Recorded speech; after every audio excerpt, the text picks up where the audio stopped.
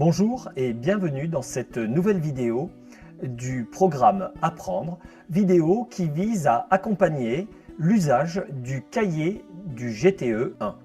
Dans cette vidéo, nous allons détailler plus précisément l'outil 4 qui est proposé dans ce cahier. Il s'agit d'un outil qui vise à favoriser les prises de conscience et de recul sur les pratiques au travers d'un exercice particulier qui est celui de l'écrit réflexif individuel. Mais avant de préciser quelle est la forme de l'outil et son déroulement, donnons quelques éléments en lien avec le contexte qui justifierait son usage et les objectifs qu'il poursuit. Tout d'abord, il nous faut préciser que la plupart du temps, l'analyse de pratique est produite en groupe ou en binôme avec la médiation d'un accompagnateur, d'un formateur. La singularité de l'outil que nous vous proposons ici est de dérouler un fonctionnement qui se passe de façon individuelle. Bien sûr, nous le verrons dans les points de vigilance que l'accompagnement est susceptible d'intervenir et d'être pertinent. Cet élément singulier d'un écrit réflexif individuel pourrait se justifier tout autant en formation initiale que lors d'un accompagnement en cours de carrière. Le public, cependant, ne doit pas être trop novice, car vous le verrez, le travail réflexif a des conséquences et nécessite peut-être une forme de première maturité par rapport à ces pratiques pour être réalisé. Il ne s'agit donc pas d'un premier rapport à l'analyse de pratique ou à la réflexivité qui est proposé ici. L'objectif principal de cet outil est de développer des reculs, des prises de recul, que ce soit cognitifs ou affectifs, des distanciations et des prises de conscience par rapport aux pratiques que les enseignants et enseignantes réalisent. Il s'agit donc bien d'une mise à distance de ses propres pratiques pour en comprendre le fonctionnement. La conception de cet outil, en vue de l'atteinte de cet objectif, s'inscrit dans un cadre théorique particulier autour des travaux portant sur la réflexivité. Au premier plan, bien sûr, les travaux de Schoen qui met en évidence la complexité de ces processus et notamment de ces savoirs qui sont cachés dans l'agir et qui ne permettent pas tout le temps à l'acteur d'avoir conscience de ce qu'il fait. Cette prise de conscience n'est cependant pas anodine. Il est possible qu'elle se traduise par un certain nombre de déstabilisations identitaires. En effet, prendre conscience de nos cadres de référence, de nos façons d'agir, est potentiellement quelque chose qui va pouvoir déstabiliser notre représentation de nous-mêmes, notre sentiment de compétence. Pernoud évoque ces questions dans un ouvrage de 2001. La possibilité que nous proposons ici est de sécuriser cette déstabilisation par un travail individuel, c'est-à-dire qui ne pose pas les réflexions sur les pratiques et ces pratiques comme étant un objet regardé, jugé par les autres. Cette sécurisation par le travail individuel doit favoriser l'implication et l'autorisation face aux dissonances et décalages. Ces dissonances sont celles que l'on peut avoir, par exemple, lorsque l'on va identifier qu'il y a une différence entre le travail réel que l'on fait et le travail que l'on aurait voulu faire, ou la représentation de l'idéal professionnel et les réalités de nos agirs professionnels. Donc ces décalages, ces dissonances doivent pouvoir être acceptés pour que la réflexivité soit constructive et ne soit pas seulement un facteur de déstabilisation qui ne permette pas de se reconstruire ensuite. Ce travail par écrit est facilitant. Il est facilitant et il permet des transformations des pratiques car il s'inscrit dans une temporalité et une temporisation. Par exemple, lorsque l'on est dans l'échange oral, il est possible que nos propos dépassent nos pensées, c'est-à-dire que nous soyons dans un mode réactif plutôt que réflexif. Le travail à l'écrit permet justement cette temporisation, permet de prendre du temps pour mettre en mots ce que l'on a fait ou ce que l'on souhaite faire. Deuxième élément important et qui est rendu possible par l'usage de l'écrit, c'est la mobilisation de savoir. Lorsqu'on est dans un échange verbal, dans un groupe ou dans un entretien, eh bien, nous n'avons peut-être pas le temps pour pouvoir mobiliser un certain nombre de cadres de réflexion et de savoirs qui sont susceptibles d'éclairer nos façons de faire. Le passage à l'écrit, le fait que l'on puisse y revenir sur cet écrit est quelque chose qui est de nature à favoriser la mobilisation de ces savoirs.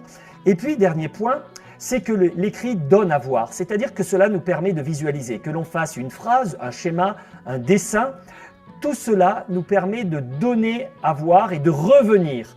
Alors que l'oral s'efface, l'écrit garde une trace visuelle sur laquelle on peut à nouveau travailler.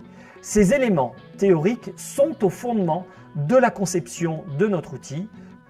Entrons maintenant dans la description du déroulement de cette séquence. Tout d'abord, en précisant des éléments généraux.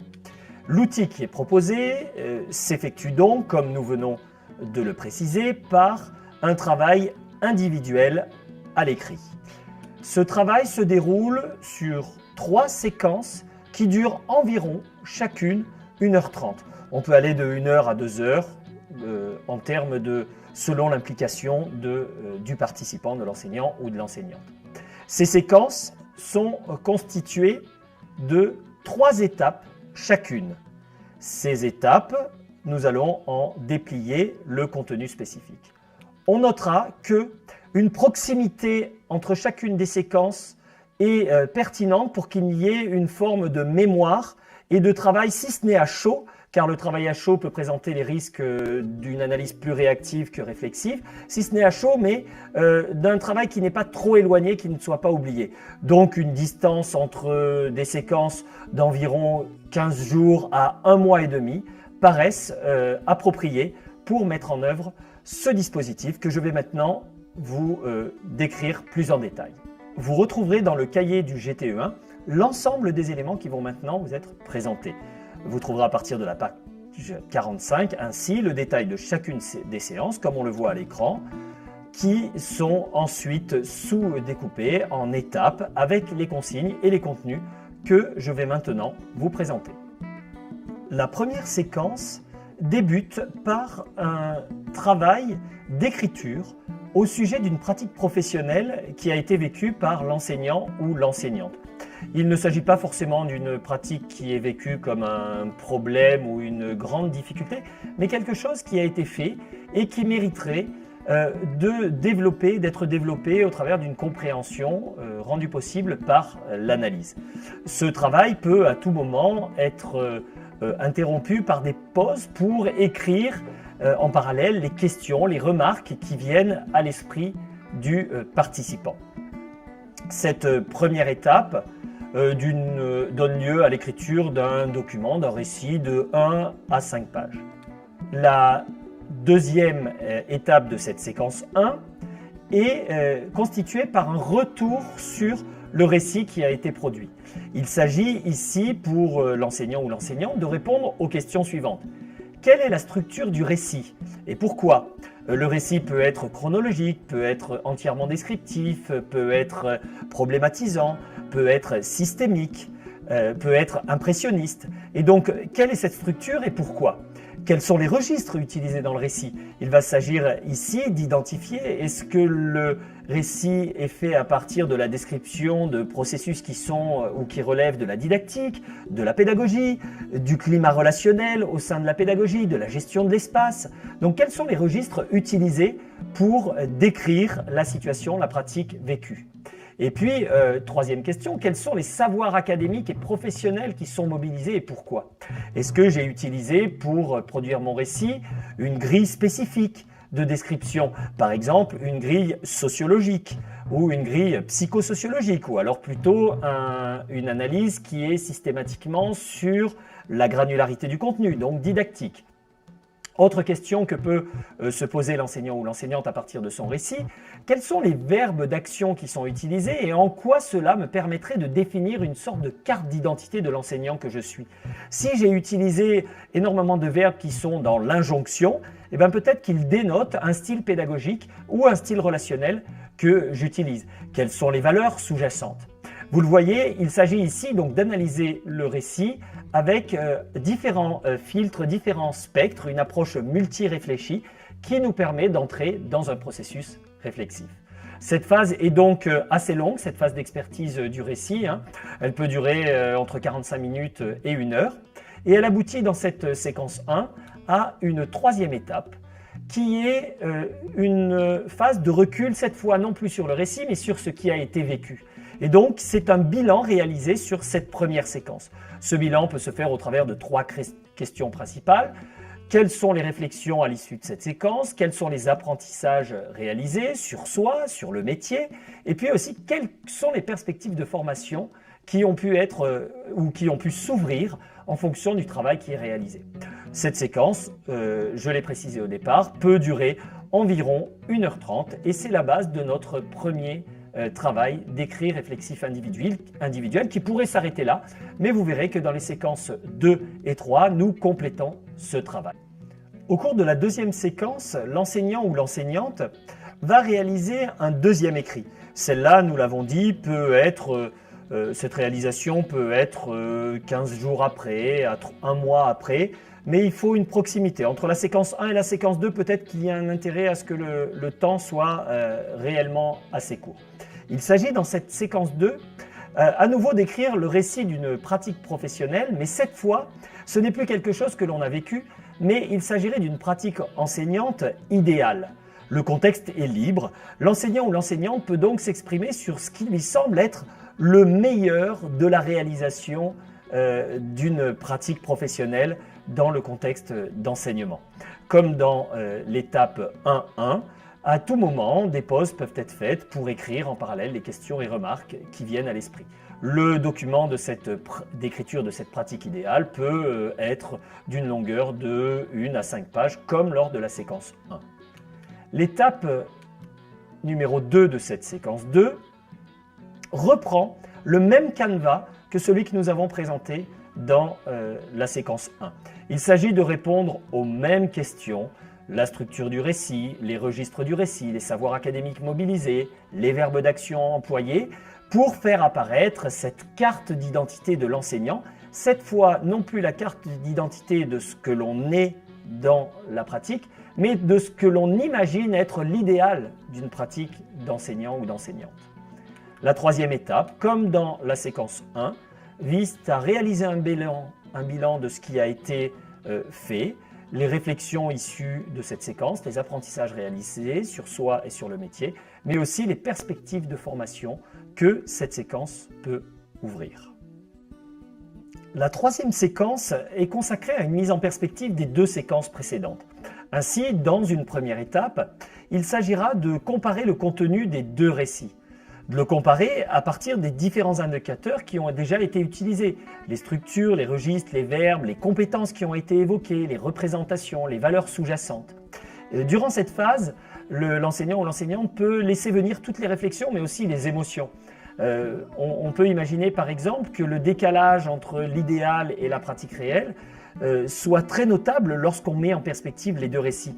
Et c'est un des éléments qui fait que ce travail est probablement plus facile lorsqu'il est fait individuellement et qu'on n'a pas à montrer ou à donner à voir ce qui pourrait paraître comme des dissonances dans sa propre identité, des antagonismes, des décalages par rapport à des croyances et des valeurs. La seconde étape de cette troisième séquence est plutôt quelque chose qui va permettre d'analyser ce qui a été mis en évidence dans la comparaison entre les 2. Il va s'agir par exemple d'identifier les leviers d'action pour dépasser les décalages ou aussi de se demander si les obstacles qui empêchent la pratique réelle d'être une pratique idéale sont des obstacles à surmonter et s'ils sont surmontables. La troisième étape, enfin, vise à réaliser un bilan écrit des séquences à partir des questions suivantes, qui sont celles qu'on a déjà utilisées lors des séquences précédentes. Quelles sont les réflexions à l'issue de la totalité des séquences? Quels sont les apprentissages réalisés? Et quelles sont les perspectives de formation qui peuvent être ouvertes par ce type de travail? Vous possédez donc désormais l'ensemble des éléments ici qui constituent les 3 séquences.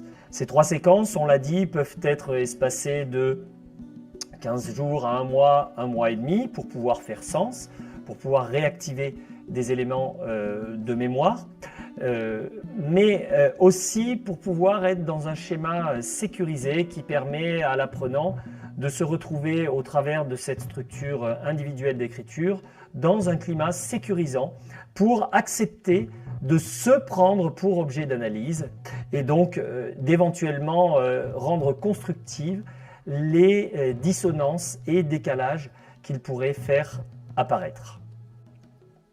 Cependant, comme nous l'avons indiqué dès le début de cette vidéo, les déstabilisations produites peuvent être destructives et ne pas aboutir à un processus de formation ou défaire le sentiment de compétence et d'efficacité.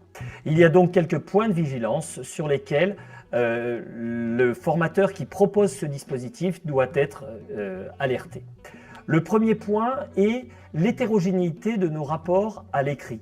Tous les enseignants et les enseignantes ne sont pas systématiquement dans un rapport positif à l'écrit, que ce soit en termes de facilité de mettre en mots, mais aussi en termes affectifs, peut-être qu'ils ont dans leur parcours vécu des situations difficiles en rapport avec l'écrit. Ce rapport hétérogène à l'écrit peut faire qu'un enseignant ou une enseignante s'implique moins, voire s'implique à l'inverse beaucoup plus dans ce travail. C'est donc un point de vigilance à avoir.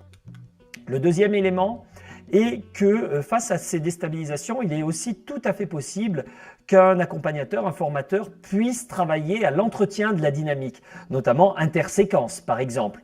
Et il peut à la fois faire un étayage sur l'écriture en reprécisant les registres par exemple ou les types ou en illustrant les types de savoirs mobilisés. Mais il peut être aussi là pour rassurer face aux décalages et dissonances perçus. Troisième point de vigilance, l'écrit est une trace qui reste. En cela, c'est une sorte de miroir persistant des décalages, des dissonances et de l'identité. Et cela peut participer à créer une angoisse par rapport à la construction de cette trace pour l'enseignant ou l'enseignante qui voudrait s'essayer à l'outil. Ces points de vigilance sont donc à prendre en compte pour proposer, en fonction des contextes, de la maturité et de la compétence des enseignants et des enseignantes à qui l'on s'adresse. Pour aller plus loin sur ces différents éléments, vous pouvez vous référer à la bibliographie derrière moi, mais aussi présente dans le cahier du GTE1. Vous la trouverez ici.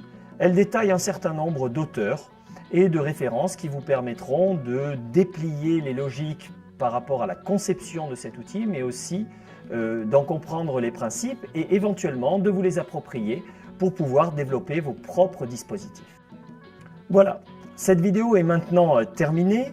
Vous avez pu y découvrir un outil, mais cet outil n'est pas le seul. Vous pourrez en parcourir d'autres, notamment au travers de vidéos, mais aussi du cahier 1 du GTE1, en vous rendant sur le site du programme Apprendre, en cliquant sur la rubrique Ressources et outils, puis en allant dans Ressources pédagogiques et didactiques. Je vous souhaite donc un bon visionnage, de bonnes lectures et que vous puissiez éventuellement intégrer ces différents éléments dans vos pratiques professionnelles d'accompagnement et de formateur.